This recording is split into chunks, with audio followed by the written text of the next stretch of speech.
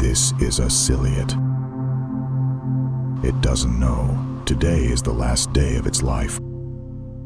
Perhaps it has eaten too much, or perhaps time itself has slowed it down. It grows tired and comes to a stop. Its cilia still flutter, but can no longer move its body. In the distance, a Frontonia is drawing near. It moves swiftly through the water, a hunter in the microscopic world. It has no teeth, no claws, yet it devours with astonishing power.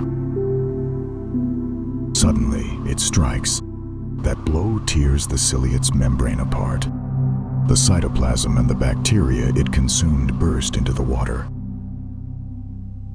The Frontonia begins to feast.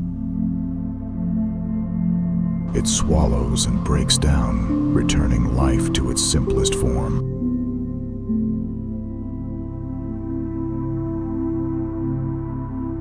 That is nature's rule and the way of life itself.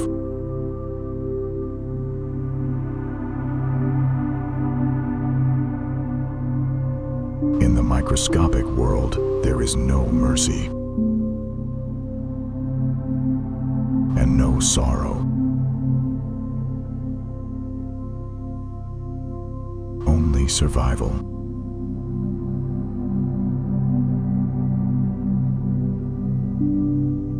And an endless cycle that never stops. Soon, other Frontonia arrive. The scent of death in the water draws them to the feast. In the macro world, the same scenes unfold. Sharks in the ocean, vultures on the grasslands. All are drawn by the presence of death. Life consumes life. And that is how nature endures.